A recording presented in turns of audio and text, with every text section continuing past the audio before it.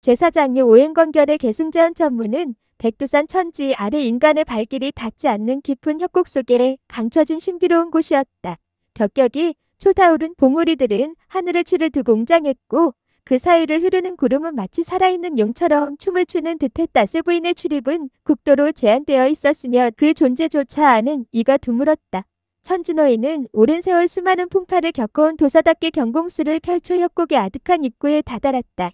마치 바위 속에 스며들 듯 감춰진 비밀 통로를 열자 은은한 연기가 흘러나왔다. 그는 조심스럽게 서른을 데리고 그 신비로운 통로 속으로 발걸음을 옮겼다. 통로를 지나자 눈앞에 펼쳐진 광경은 서른의 심장을 먹게 할 만큼 아름다웠다. 그 안개석들은 마치 살아있는 조각상처럼 우뚝 솟아 있었고 그 사이를 흐르는 맑은 계곡물은 영롱한 소리를 내며 흘렀다. 푸른 이끼가 뒤덮인 바위와 천년의 세월을 견딘 듯한 영험한 고목들은 신선히 사는 별천지에 온 듯한 착각을 불러일으켰다. 그리고 그 중심에는 고풍스럽고도 기품 있는 남자가 고요히 자리하고 있었으니 바로 현천문이었다. 현천문에 도착한 서리는 극심한 충격과 슬픔으로 인해 며칠 동안을 시름시름 앓았다.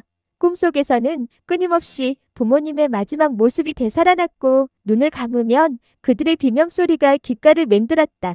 천지노인은 그런 서른의 몸과 마음을 정성껏 보살폈다. 백두산 깊은 곳에서 채취한 귀한 약초들을 다려 먹이고 따뜻하고 자유로운 말로 그의 상처받은 마음을 위로했다. 밤늦도록 서른의 곁을 지키며 그의 작은 신음소리에도 귀 기울였다. 이 시간이 흐르자 서른은 조금씩 안정을 되찾았다. 그의 눈빛에서는 슬픔이 여전히 맴돌았지만 동시에 알 수 없는 결여가 싹트기 시작했다. 그는 자신을 구원해 준 천지노인의 가르침에 따라 무공을 배우기로 결심했다. 단순히 복수심 때문만은 아니었다. 다시는 자신처럼 비극을 겪는 사람이 없도록 강해져서 세상의 정의를 수호하고 싶다는 숭고한 열망이 그의 마음속에 깊이 자리 잡았다. 현천문 예서의 무공 수련 과정은 일반적인 무림 문파와는 차원이 달랐다. 천지노인은 서른에게 가장 먼저 운기조식을 가르쳤다. 단순한 호흡법이 아니었다. 서른아, 무공의 시작은 예공이 아니라 내공이다. 너의 몸속에 흐르는 기운 그것이 바로 너의 생명이며 힘의 원천이다. 그 호흡을 고르게 하고 마음을 비워라. 세상의 모든 잡념을 내려놓고 오직 너의 존재 자체에 집중해야 한다. 그리고 온몸의 기운을 단전에 모아라. 마치 거대한 강물이 바다로 모이듯 너의 몸속 모든 기운이 아랫대의 단전으로 흘러들게 하라지. 처음에는 고요히 앉아 호흡을 조절하는 것이 지루하고 힘들었다. 잡념은 끊임없이 피어올랐고 몸은 쑤시고 저렸다. 하지만 천지노인은 서른의 곁을 떠나지 않고 꾸준히 지도했다. 그의 손이 서른의 등에 닿을 때면 따뜻한 기운이 전해져 마음이 안정되는 것을 느꼈다. 며칠이 지나자 서른은 점차 자신의 몸속에 흐르는 기운을 느낄 수 있게 되었다. 마치 흐르는 물처럼 혹은 아지랑이처럼 희미하게 느껴지던 기운은 시간이 갈수록 선명해졌다. 단전에서 시작된 따뜻한 기운이 혈관을 따라 온몸으로 퍼져나가는 것을 느끼며 그의 몸은 점차 강인해졌다. 단순히 근육이 단단해지는 것을 넘어 피부는 비단처럼 매끄러워지고 뼈는 강철처럼 견고해졌다. 그의 몸은 이제 인간의 한계를 초월하는 기적의 신체로 변화하고 있었다. 단 1년 만에 서른의 내공은 웬만한 문파의 고수급에 버금가는 수준에 이르렀으니 이는 실로 경천동지할 만한 속도였다. 내공 수련이 어느 정도 궤도에 오르자 다음은 오관봉인 수련이었다. 천지노인은 서른의 눈을 두꺼운 천으로 가리고 귀에는 속뭉치를 박아 소리를 차단했다. 심지어 냄새와 맛까지 느끼지 못하게 하는 극한의 수련을 시켰다. 처음에는 공포와 답답함에 몸부림쳤다. 사부님, 아무것도 보이지 않아요. 아무 소리도 들리지 않아요. 즉 이대로는 미쳐버릴 것만 같아요. 찌서린이 절개하듯 일쳤다. 천지노인은 그의 어깨를 다정하게 두드렸다. 서른아, 보이는 것에만 의존하지 마라. 이 들리는 것에만 매달리지 마라. 오감을 봉인하여 내면의 감각을 끼워야 한다. 진정한 강자는 눈으로 보고 귀로 듣는 것 이상을 느낄 수 있어야 한다. 너희 오감이 닫혔을 때 비로소 너희 입감이 뛰어날 것이다. 대래 그때 너는 진정한 세상을 볼 수 있을 것이다. 천지노인의 가르침에 따라 서른은 점차 어둠 속에서도 사물의 이치를 정확히 감지하고 소리 없는 움직임까지도 감지하는 능력을 키웠다. 나뭇잎이 떨어지는 미세한 바람의 흐름, 멀리서 들려오는 나비의 날갯짓 소리, 심지어는 바위 속에 숨어있는 작은 벌레의 움직임까지도 느낄 수 있게 되었다. 그의 감각은 날카로운 칼날처럼 예민해졌으며 마치 온몸의 세포 하나하나가 살아있는 눈과 귀가 된 듯했다. 그의 입감은 상상을 초월한 수준에 도달하여 백장 밖의 미세한 공기 흐름 변화만으로도 적의 존재를 알아차리고 그림자만으로도 상대의 무공 종리와 수준을 깨트려 볼 수 있었다. 내공과 감각이 어느 정도 완성되자 비로소 현천문의 비전검법인 오행건결 수련에 들어갔다. 오행건결은 단순히 검술이 아니었다. 쯔쯔 근본 원리인수 화목금토의 이치를 담아낸 지극히 심오하고 변화무쌍한 검법이었다. 천진호인은 서린에게 오행건결의 각 초식을 자세하고 명확하게 설명해 주었다. 단순히 동작을 가르치는 것이 아니라 각 초식에 담긴 오행의 본질과 철학을 깊이 있게 전수했다. 블레스검 초식은 물의 흐름과 같다. 물은 어떤 형태든 담을 수 있고 가장 약한 듯 보이지만 가장 강한 것을 깎아낼 수 있다. 검을 흐르는 물처럼 유연하게 움직여야 한다.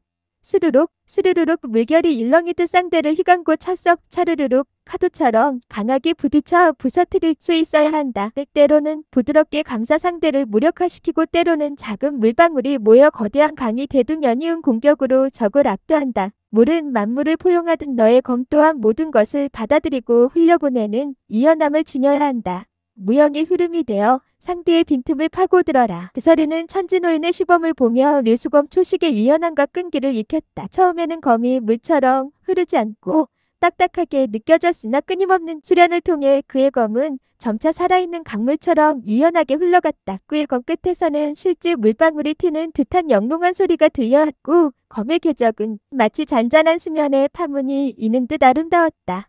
유리화검 초식은 불꽃처럼 맹렬하고 폭발적이다. 시인, 휘릿, 번개처럼 빠르게 움직여 상대를 압도하고 활활 타닥타닥 뜨거운 기운으로 적의 공격을 녹여버려야 한다. 한번 불꽃이 타오르면 걷잡을 수 없이 번져나가듯 단 한 번의 공격으로 주의를 초토화시킬 수 있는 이력을 지녀야 한다. 열정적이고 공격적인 검법으로 불꽃이 타오르기 전에 고요함도 지녀야 한다.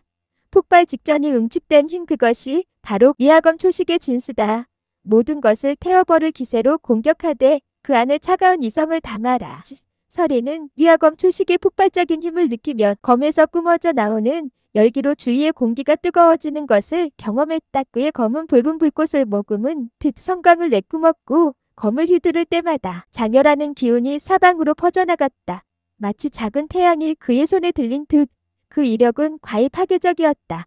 일리목검 초식은 나무의 생명력처럼 끈질기고 성장하는 검법이다. 스르륵 스르르륵 뿌리처럼 단단하게 땅에 박혀 방어하고 크르릉 크르르릉 뻗어라 줄기처럼 뻗어나가 상대를 꿰뚫는다.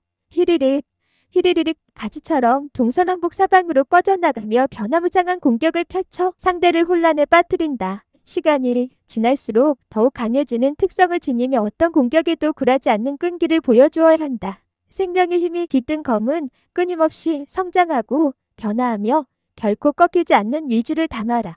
서린은 나무의 생명력을 검에 담아 끈기와 변화의 중요성을 깨달았다. 그의 검은 굳건한 나무뿌리처럼 땅을 디디며 흔들림 없는 방어를 펼쳤고 이내 가지처럼 사방으로 뻗어나가며 예측 불가능한 공격을 이어갔다. 그의 검 끝에서는 푸른 생명의 기운이 뿜어져 나왔으며 상대의 공격을 흡수하고 자신의 힘으로 바꾸는 듯한 신비로운 변화를 보여주었다. 늙은 검 초식은 새처럼 단단하고 예리한 검법이다. 첫 모든 것을 베어 가를 듯한 날카로움과 철컹, 칸, 굳건한 방어력을 자랑한다. 생, 적의 공격을 그대로 받아쳐 되돌려주거나 팍, 치그덕, 빈틈을 파고들어 치명적인 일격을 가한다.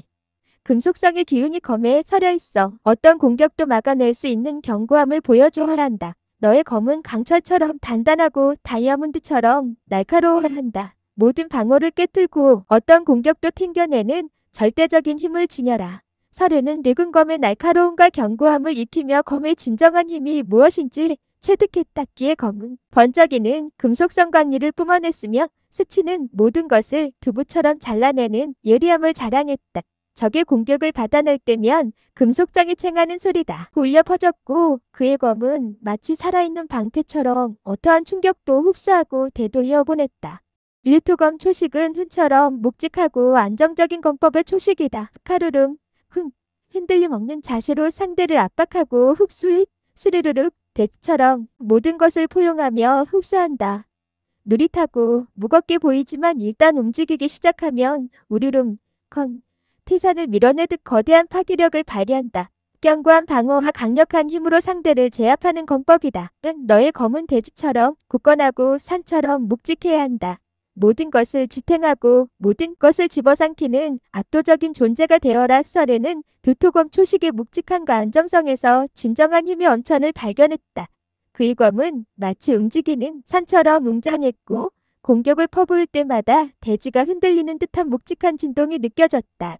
어떤 공격도 그의 견고한 방어를 뚫을 수 없었고 그의 일격은 거대한 태산을 움직이는 듯한 파괴력을 지녔다. 천지노인은 오행관결의 각 초식들을 서린에게 끊임없이 가르치고 시범을 보였다. 서린은 타고난 천부적인 재능과 부모님을 잃은 슬픔을 극복하려는 강한 의지로 무공습득에 몰두했다. 그는 사부님의 가르침을 스펀지처럼 흡수했고 그의 무공습득 속도는 가히 상상을 초월하는 무림 최고의 수준이었다. 일반적인 무인들이 평생을 바쳐도 깨닫기 어려운 오행관결의 진리를 서린은 불과 8년 만에 완벽하게 이해하고 체득하기 시작했다. 그의 검은 단순히 오행의 기운을 다루는 것을 넘어 오행 그 자체가 되어 움직이는 듯했다. 마치 오랜 세월 수련을 거듭한 노장이라 할지라도 서린의 검 초식의 모든 것이 무너져 내릴 만큼 이미 인간의 경지를 초월하고 있었다. 그러나 오행관결의 초식을 하나로 합일한 궁극의 검법 영혼관결 초식의 터득은 그 난해함이 상상을 초월했다. 평범한 사람은 도저히 깨달을 수 없는 지고무상한 관결이었다. 현천문 초대문주만 터득했던 관법이며 그 후로는 아무도 터득한 사람이 나타나지 않은 현천문의 비파검 관결이었다. 천지노인은 영혼관결에 대해 이렇게 말했다. 영혼관결은 단순한 관법이 아니다. 그 사람의 영혼과 검이 하나 되는 경지다. 오행의 기운이 너의 내면에서 완벽하게 조화되어야 하며 검이 사람의 손발처럼 움직이는 것을 넘어 너의 생각과 의지 그 자체가 되어야 한다. 이는 단순히 몸으로 익히는 것이 아니라 마음과 영혼으로 깨달아야 하는 것이다. 내 영혼의 빛이 검에 깃들 때 비로소 영혼관결의 진정한 힘을 발휘할 수 있을 것이다. 서른은 사부의 가르침을 명심하고 밤낮으로 수련했다. 때로는 좌절하고 때로는 한계에 부딪혔으나 그의 마음속에는 강한 열망과 무림의 정의를 수호하고 부모님을 살해한 집단에 대한 숭고한 복수심이 불타고 있었다. 날마다 수련하는 과정에서 수많은 시행착오 끝에 서린은 점차 오행의 기운이 검에 스며들어 생명력을 얻는 것을 느끼기 시작했다. 그의 검은 이제 단순한 무기를 넘어 서린의 영혼이 깃든 살아있는 존재가 되어가고 있었다. 서린의 무공은 하늘이 내린 재능과 지극한 노력 그리고 숭고한 정신의 합작품이었다. 그는 이제 현천문의 진정한 계승자가 되어가고 있었다. 그의 검은 이제 세상을 뒤흔들고 무림의 판도를 바꿀 전설의 시작을 알리고 있었다.